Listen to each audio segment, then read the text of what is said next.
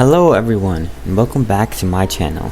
Now, you'll have to excuse me on account of my tiredness and my voice because I recently woke up. Now, this is a different kind of video than the ones I've been uploading so far. Usually I try to upload funny moments in games I play. The ones I have uploaded so far are with Neon and Rames. They're both funny guys and we have our ups and downs in our friendship, but I think that we'll always have a game to play together, specifically zombies. Also, for anyone that is watching, I am playing the BO3 custom map Elden Ring Divine Tower. It's in the Steam Workshop, so if you want to try it yourself, go ahead. It's a pretty fun short game of zombies if that's what interests you. Now, back to the main topic. I would like to talk about the things I want from Black Ops 6 Zombies. As the gameplay reveal trailer creeps up on us tomorrow, I would like to give my thoughts and hopes on this next zombie iteration. Now, gameplay trailers for zombies don't reveal everything that is to be in a zombies game, but usually they like to show around 75% of what Treyarch has been cooking, and it's been going on for a while. With 4 years of dev time, I feel it'll come close to BO3 Zombies, but I just don't think it can top it, because to be fair, BO3 Zombies is, in my opinion, perfect. And just to clarify, these aren't things I just want for Black Ops 6 Zombies, but also future zombies in the long run. So if I don't get what I want this year, hopefully in the future they can implement this sort of stuff. Here is my top 10 things I want in BO6 Zombies. Number 10, eye color. Now this isn't really much of a hope, but more of a wish. Eye color in the past zombies were incredibly cool. If they had a meaning or not, I still love the fact that we got variations of the zombies' eyes. I feel my favorite are blue, but something I may want is a different color. In the Dark Ether storyline, we only really got yellow eyes. We did get red eyes in Vanguard, but man, is that a hard zombies game to remember. And I guess the only other color we got, as well as pink whenever the disciple would take control of them, but I want a genuine different eye color for a map. They don't have to be the original colors, but maybe a different one. The color we have yet to see in a zombie is purple, as we see in this custom map. As I said before, the significance of eye color doesn't have to mean anything, as long as we get a cool new way to look at a zombie. Number 9, mystery box use. The more modern we get with zombies, the less mystery box is used. As we can see in Cold War, the box doesn't have to be touched once in order to have a full setup. I get that having a quest for the wonder weapon is incredibly cool and a guaranteed way to grant the player a wonder weapon. I just feel that the mystery box deserves a comeback. If they implement like something like a tactical or lethal, like a monkey bomb, that is only available to you in the mystery box and not craftable, then people will have to have a somewhat of a reason to go to it. I don't really have much to say about this, so that's why it's so high in the list. But if we revert to what our old zombies look like, where we could only get monkeys or Gershes from the box, that would be cool. Deep down though, I know we will never get old zombies back. Number 8, Gobblegum mechanics. This is a bit tough considering we've had a lot since Gobblegums. We've only had elixirs, which are almost a replica of Gobblegums, but we've also had field upgrades. I won't talk about elixirs because that was a heavily nerfed version of Gobblegums, and it wasn't fun to obtain either. I want to talk about field upgrades and the mechanics of what current Gobblegums may look like for this year. When we step back and take a good look at field upgrades, we can see that at least those were a decent balance compared to the bonuses we've got in zombies. Ring of Fire and Ether Shroud were so insanely overused that the rest didn't get to shine, but that worked exactly like how Gobblegums did. Everyone uses the best ones while the others get left behind. I hope that Treyarch sees this and decides to make every Gobblegum useful, because there are some that are just plain bad. The fuel upgrades were a nice addition, but with Gobblegums replacing them, I do feel like it's Treyarch giving us a chance to choose. Gobblegums will feel nice to come back, and I have a feeling fuel upgrades soon won't be missed. In most conditions, I too would choose Gobblegums over fuel upgrades. However, if Treyarch releases a sort of meh fuel upgrade to go alongside with Gobblegums, then we can have both of the best worlds. What I mean by meh fuel upgrades is like an Ether Shroud that lasts like 2 seconds just to get them off you, but it only has 1 charge. Stuff like that to kind of get a feel of it, you know? I know that scenario will most likely never happen, but I do think fuel upgrades still have potential, just not as much as Gobblegums. For Gobblegums this year, I personally don't care about how good it is.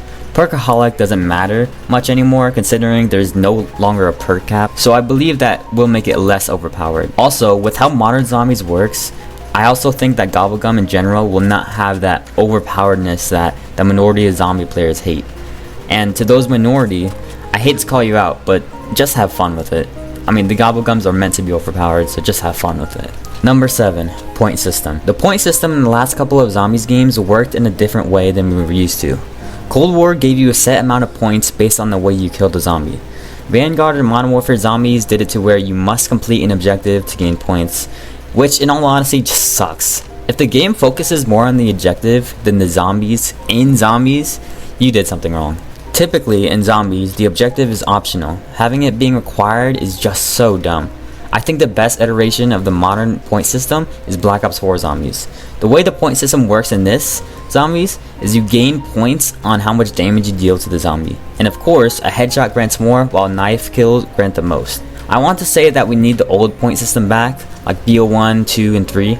But with how much change there has been in both the employment and gameplay of the current zombies, there will not be a change. I don't believe there will be. Number 6, perks. I like perks in Cold War zombies. There were obviously the crutch ones, such as Jug, Stamina Up, and Speed Cola, but the thing is, the other perks also felt very powerful. Not to mention, they made Deadshot, one of the most useless perks in zombies, into one of the best perks for slaying them. They also showed us they can make pretty bad perks, such as Death Perception, very useful in the hands of the player. Not only that, we have 0 perk limit. We can obtain as much perks as we want with no downfall. I know I'm glazing it hard, but there is one thing that is pretty bad in the Cold War perk system, and that is the payments. With every perk you buy in Cold War, the price of your next perk increases by 500. Now, that wouldn't seem so bad, but the original price starts at 2,500 with 10 perks, meaning the last perk you buy is 7,500. I understand why they did this, but having a pretty bad point system with this payment system just doesn't feel good. It just doesn't. Like, it's two bad things coinciding together, and it doesn't work. Number 5, challenge. Over the past couple of years, we have seen a tremendous amount of hand-holding. And I don't care what anyone thinks, only multiplayer people actually enjoy how easy Cold War was. Now, I'm not saying I didn't enjoy Cold War, but the fact that it has so much stuff to give you right off the bat so you can breeze through the rounds is pretty lackluster. This was also one of the reasons BO4 zombies did pretty bad. The specialist weapon you obtain at the main menu makes it incredibly too easy. One way Treyarch saw a way to solve this was the introduction of super sprinters. I hate super sprinters. They are more of a chore than a challenge. I cannot tell you the amount of stupid ways I died because a super sprinter killed me. And I don't believe that super sprinters were the right way to go, Treyarch. I do have ways to solve the challenge without having to sweat after round 55. But that will take much longer than I have, and I will save it for our next video. All I want to say is make a challenge for us, and don't cater to casuals that multiplayer is already doing. Number 4, weapons. I truly enjoyed how the weapons were in Cold War. Every weapon you can easily kill a horde of zombies as long as you have it at the best rank. BO1 and BO2 zombies required you to use the wonder weapon by a certain round. BO3 zombies made it to where you don't even have to use the wonder weapon by a certain round. And BO4 kinda messed it up both ways. However, Cold War made it feel good to use weapons and get clean headshots. The only problem is wonder weapons. The wonder weapons are pretty good, and holy moly did it feel good that the ray gun wasn't a pea shooter by round 30. My problem is with the wonder weapons, they nerfed them. Like, what?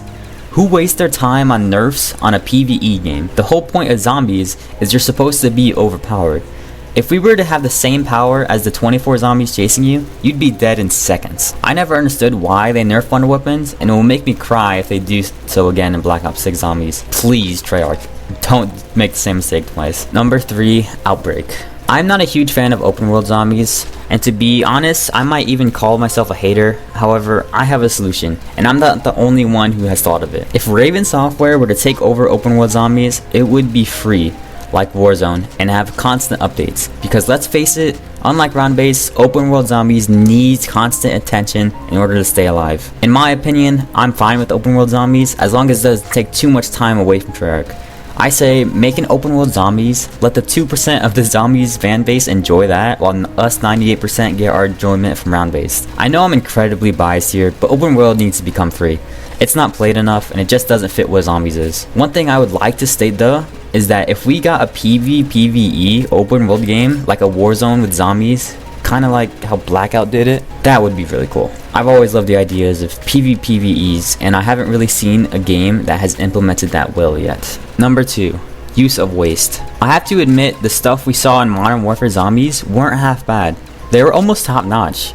I just hope that it doesn't go to waste on the game mode they dropped out of in 3 months. And I'm not lying. If you don't know, the people who usually make zombies dropped out of that game mode in 3 months. And it could have been sooner. I just wasn't there for that. The Ether Blade, the Scorcher, the VR11, and other stuff that were completely new to zombies should not go to waste on an open world.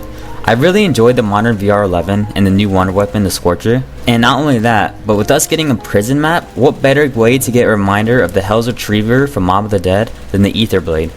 It was such a good replacement of the Hell's Retriever because it's actually a good way of showing how it works and how it's powered by the Dark Ether and not a couple of dog heads. There may be some problems like the Scorcher's alt fire where you're launched into the air, but I'm fairly certain they can remove or change that. Many other things in Modern Warfare Zombies could have a fighting chance to be in round base, but we'll just have to see until the game fully releases. Number 1, content and creation. With us getting 2 maps at launch, it makes me excited. With the release of Cold War, we only got 1 map at launch, and it lasted us a decent amount. However, the launch of Firebase Z took a long time, and I gotta tell you, the burnout on D Machine was insane. That is why I'm so happy to get 2 full maps at launch. We can experience 2 different playstyle of a hard, big map, which is rumored to be Terminus, and the easy survival map, which is rumored to be Liberty Falls. I hope that there are 4 maps post-launch at the very least. I don't believe they would go further than that, but I do believe that the maps they release would be very good. Also, Treyarch, if you for some reason ever hear this, just me personally, I don't think we need continuous flowing content, like how multiplayer or Warzone does it. Easter egg hunting or side Easter egg hunting in one map is enough if you implement enough into the map. A new map is enough content for us zombies players. That is all you have to work on if you want us to get new content. Alright, that's it. That was my top 10 things I want in BO6 Zombies. I think I made some valid points. If there are topics you think I had wrong or you didn't agree with, or maybe you did agree with, I would love to talk about it, because I would like to know your opinion on modern zombies and what you like or don't like. Even if you have nothing to argue about, maybe you could tell me what you want in the new zombies. I always like to see what people have to say about my favorite game mode. Thank you everyone for watching. I will be live on Twitch tomorrow morning. I am a gaming chicken on Twitch and will be streaming / reacting to the new Zombies gameplay reveal trailer. Check out my other videos. They aren't zombie related, but I feel they will make you laugh. Thank you again, and until next time.